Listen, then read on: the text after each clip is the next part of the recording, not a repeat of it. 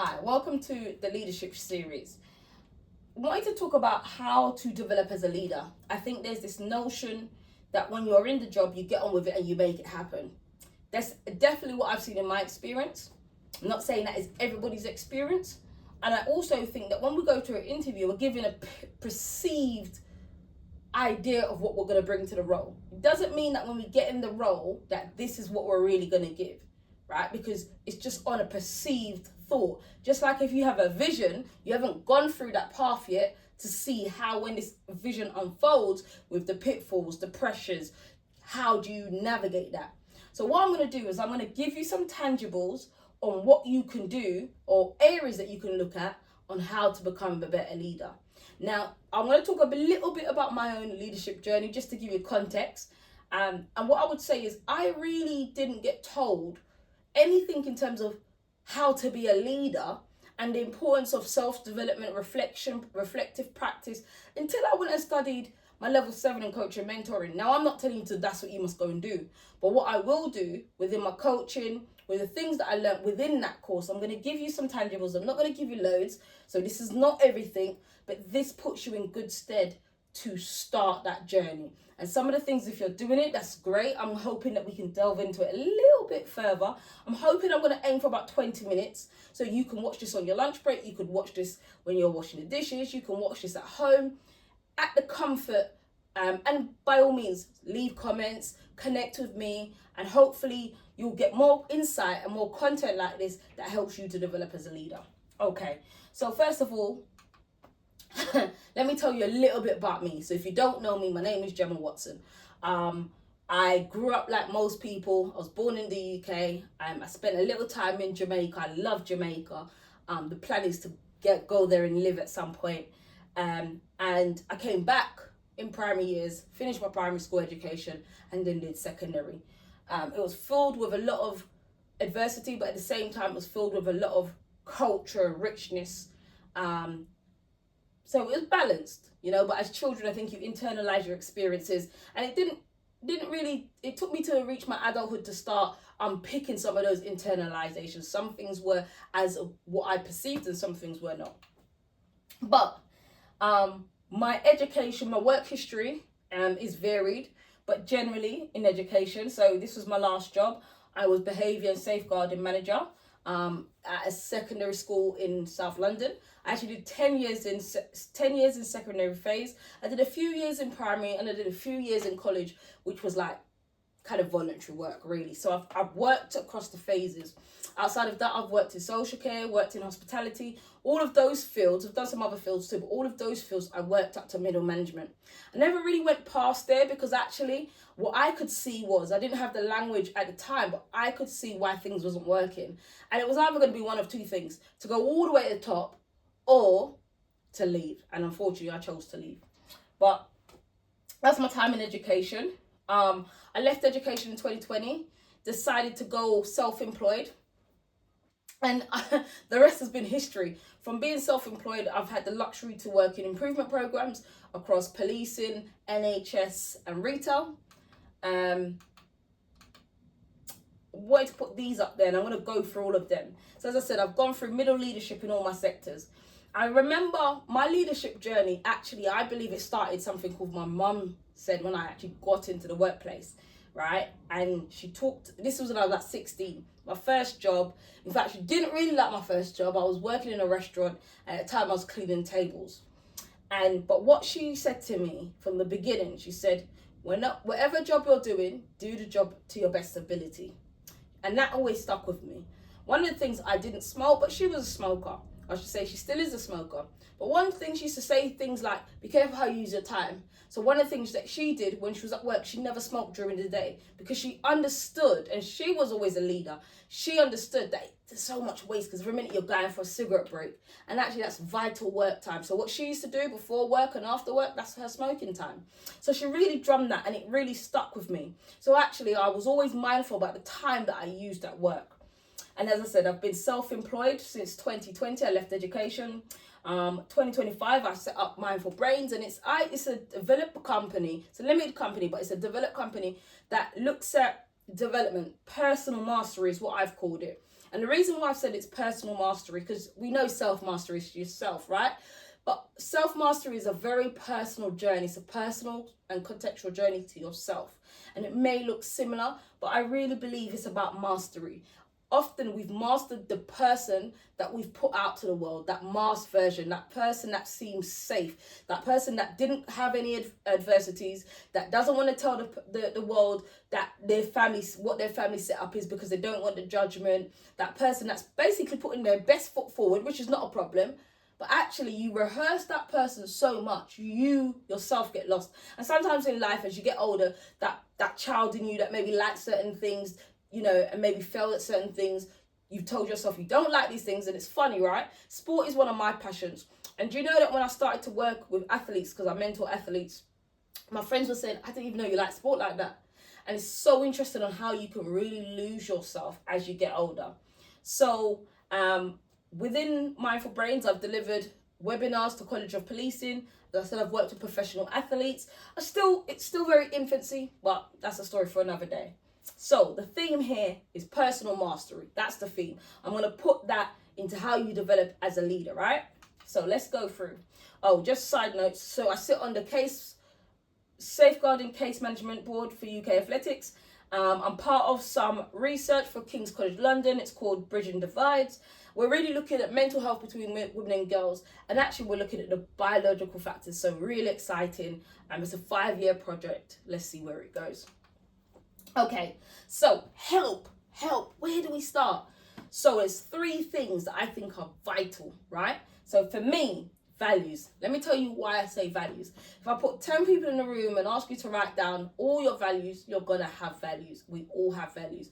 Often people say love, people say family, people say things like that, you know, but actually if you start looking at your actions, sometimes that could be a conflict, right? Because intention doesn't lead to manifestation. But as a coach, there is a value worksheet. So here's the first question. Have you done one? And if you haven't, that's okay. Where can you find one? Just Google values worksheet. But I'm going to talk you through this. You can get a reasonable coach, a decent coach, a great coach will have value cards, right?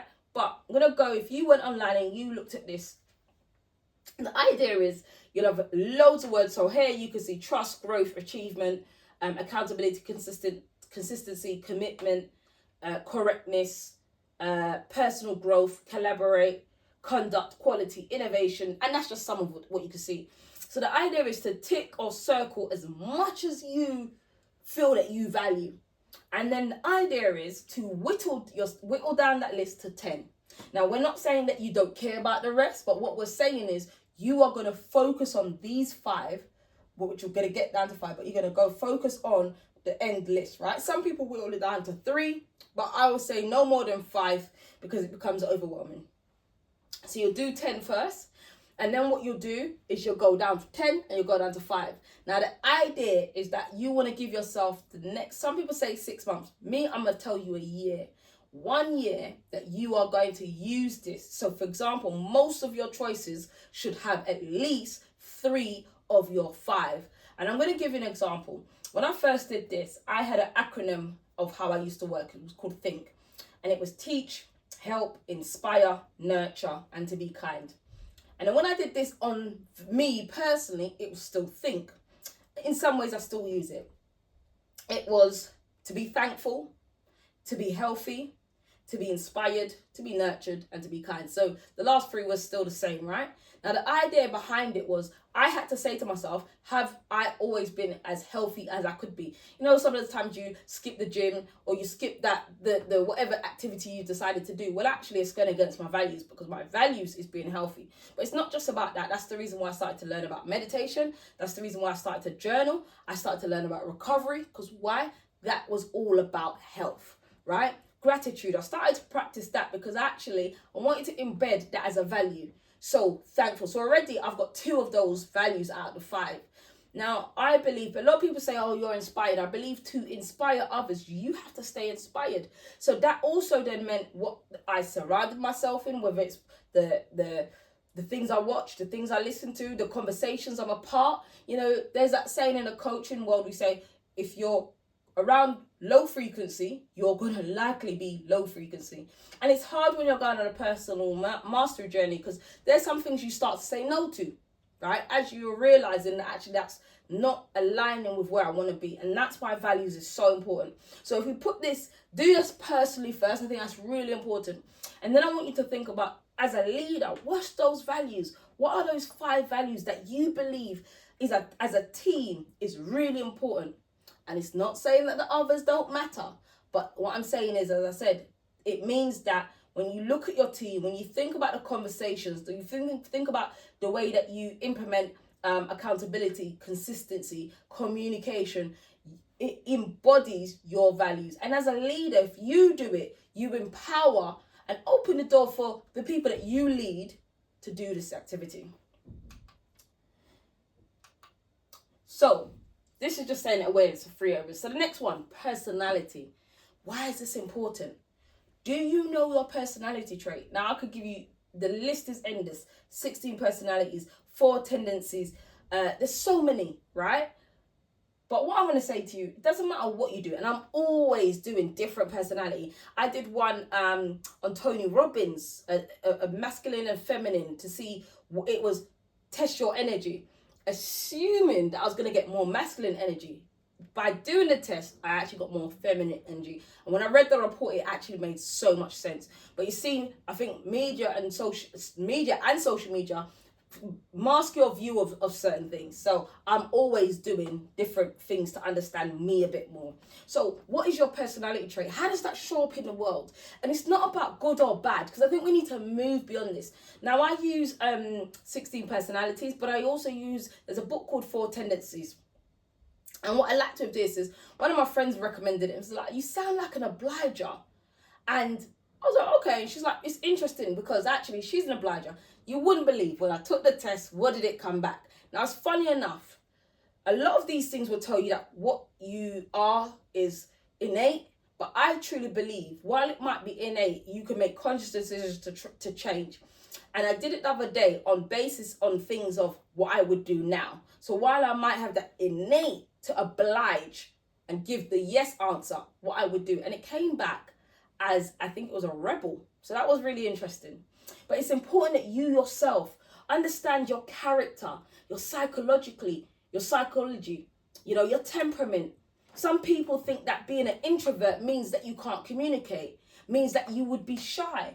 I remember saying to a friend, I'm very shy. She said, no, you're not. You're very extroverted.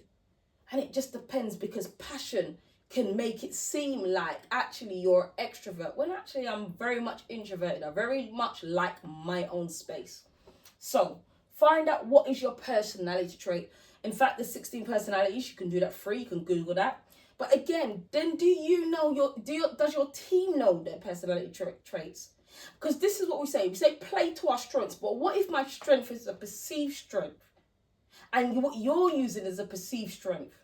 Then actually the foundation is very soft, and it's not on a solid ground. And actually the very thing that we're building is only going to collapse in a matter of time. So this part here, that of what you should really be aware of, is really important. Your thinking style.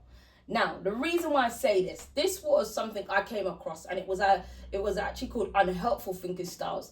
I believe it was 11 of them. It was like black and white thinking, which is, you either see it as yes or no. There's no in between, right? Jumping to conclusions, so something happens and you're jumping. That is an unhelpful thinking style, because often, just because something might look like that 9 times out of 10 doesn't mean it's always going to be that, it's always going to look like that. And just by giving yourself room and grace just to see, you never know what can happen. It was magnifying, minimizing, and there was loads of others. But understand, what is it that you adopt? And it's funny, when I give this to people that I work with, what they say is, oh, I've got all of them. And I say to them, listen, it's okay, because so did I, at different times of my life and different scenarios. And it's really difficult, because you read that and you go, am I a bad person? No, you're a human. We were designed to feel all types of emotions. All emotions are normal. It's how we respond to it. So your thinking style is the same thing. It's what you do. So if you have a black and white thinking style in a situation, you identify it, so that awareness piece, is really vital. And then you go, okay, I know I have this thinking style, but actually I'm going to train myself. What else? I'm going to ask myself, what else could there be? What else? What else? What else? So that's the 3 areas. So we go on to this. Now, I believe there's 3, there's a pathway. I call it a pathway. You could call it a roadmap. 3 things that we should be focusing on as always consistently developing ourselves as leaders. Because often as leaders, sometimes we point fingers, right? I want you to develop. And we think that by developing our team makes us a good leader. But how about this? Developing yourself makes you a great leader, right? So first thing is learning. I always say when people have a goal in mind, okay, so you want to have empathy. What are you going to do? What do you need to learn? You want to understand mindset. What are you going to do? What are you going to learn? And there's a pattern because you don't know what you don't know. And when I understood that, I opened a room to learn in areas that I didn't know. And it's something someone said, knowledge is just the space between learning and then acquiring that learning, and that's where you come to knowledge, right? So learning is important. So when you think about what you want to do and how you want to develop in your leadership, ask yourself what learning, and then you don't have to crush it within a month, right? Set yourself a goal. And I remember I wanted to learn about mindset, and I read 5 books. And what I had to tell myself after I picked up the 6th book on mindset, and I was like, whoa, actually I need time to implement it, because all those books talked about mindful habits and I hadn't adopted one of them. So I started to actually learn in love, things about relationships, things about conflict. And then that gave me time to implement the learning that I had learned.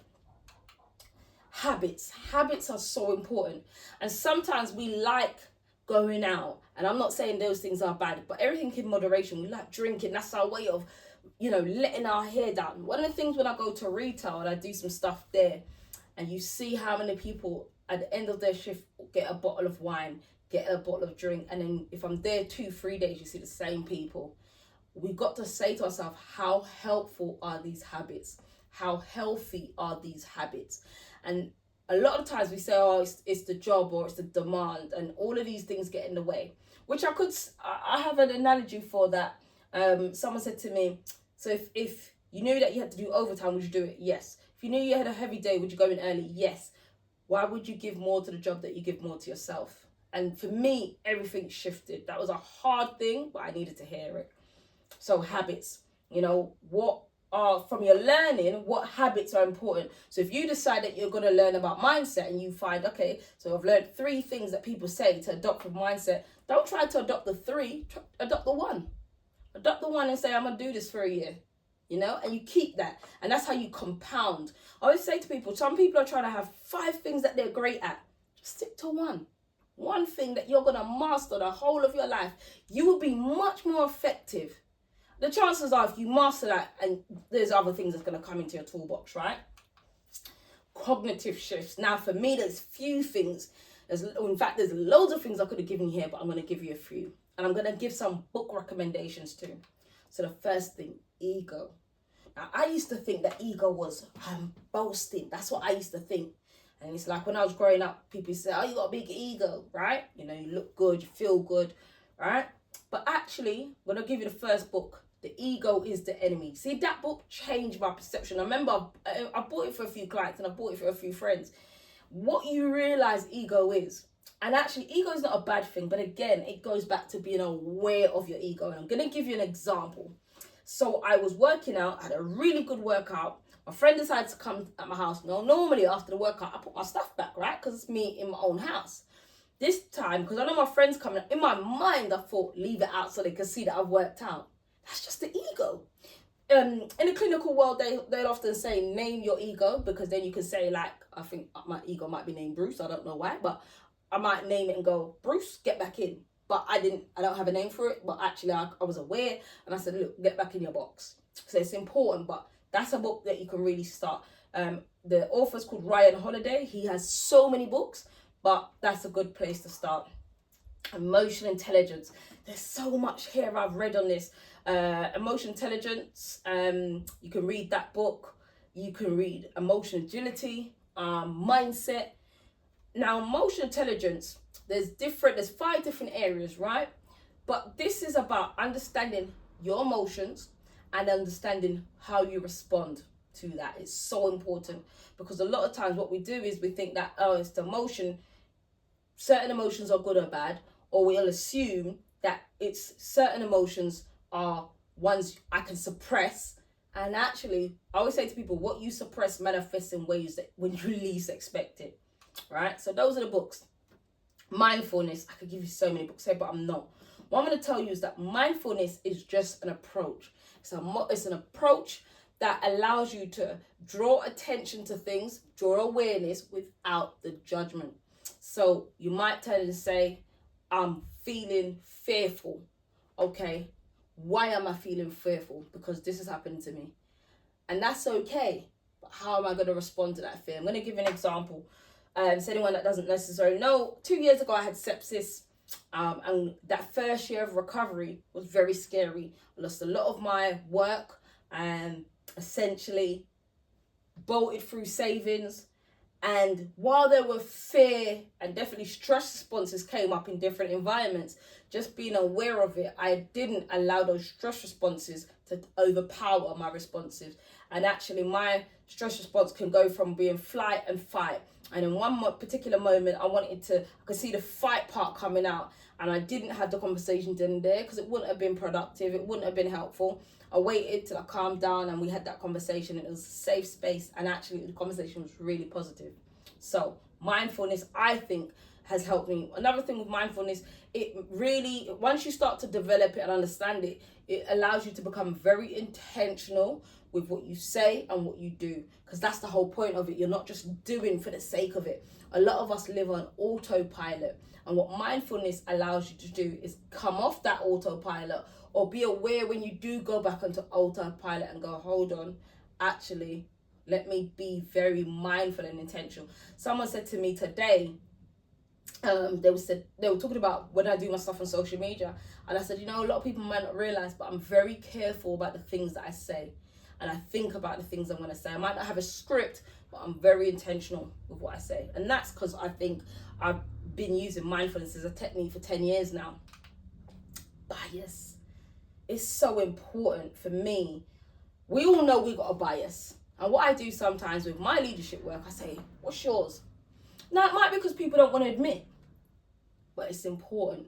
Now, it might not be, some people will mistake that and they'll go to the end of maybe thinking about an ism, right? And they can tie in and maybe merge. But I want you to consider, it could be something that, because it's familiar, the people might look like you. And I'm going to give you one for myself. I remember working in education, and it's little things like, I always say to people, say like I'm here walking and I hear someone talking about rice and peas and oxtail. I'm likely to turn around. I'm likely to have a smile on, because automatically I identify with that. And I'm likely to want to engage more in that conversation than, for example, another dish. But it's important that what I don't do is dismiss outside of my ideologies and what I know to be true and what I like. And that's where your bias is. So it's important that you do that work. I remember doing a session with a group of leaders, and it came out, I'm not going to say the sector. And as we were talking, this person in real time realized they had a bias. And you could see it on their face, and they said, oh my gosh, what do I do? And I said, first give yourself grace, because you could see he was horrified. I said, first give yourself grace. I said, now this is a personal journey on that, what you're going to go on to work out. How can you make sure that when you're responding as neutral as possible? Don't worry about getting rid of the bias, because if one goes, another one's going to come in, right? But managing that. Reflective practice. Now, I use a analogy with this of active reflection and passive reflection. Passive reflection is when, you've come home from work and you're cooking and you got these flashbacks of the day. I call that passive. It just happens because there's thoughts coming and going. But active is when you sit down now, you've planned and you've said, okay, I'm going to maybe take my journal out. Maybe you do it on your phone, whatever it is. But you've sat there and said, actually, this thing that happened, and I will use, there's an acronym from a book called Sumo that I use. This event that happened, what was the responses, and what was the outcomes? Now, in this event, if I had responded different, could there have been a different outcome? And it's okay if you ask that question and it's a no. And remember, it's just perception because you don't know. But if the opportunities, what this allows is if the opportunity does arise and you do something different, let's see if the outcome is different. But it's just getting yourself to start exploring different ways of responding. Reflective practice. You know, there's nothing worse. You know, as a trainer, as a facilitator, as a coach, as a mentor, it's very easy to think I'm doing the best I can do because someone says, "Oh, you're great," but actually asking myself, "Whoa, why? How? What? Why? How am I measuring feedback? How am I taking feedback? What am I doing with the feedback?" You know, I've done training courses or facilitation, and the work that the class have done, people just take it, throw it in the bin. Take that and have a look at it. What came out of the day? Reflect on that. Active, reflective practice. I believe once we start doing that, not only do we as leaders become better, we show our team a discipline and practice, but the biggest thing is we show the young people something to do. And actually when they become leaders, they already see this because they see their caregivers doing it. So that's the pathway. I'm going to say that's the pathway to better leadership, right? Thank you. There you go. Kept that to 26 minutes. It's probably. If you want to connect and follow more, you can definitely follow and connect via YouTube. You can find me on Instagram. The handle is Mindful Brains UK. Or find me on Gemma Watson on LinkedIn. You can't miss me. Black girl with locks. Black woman with locks. Listen, I hope I've given you some real tangibles of how to develop as a leader.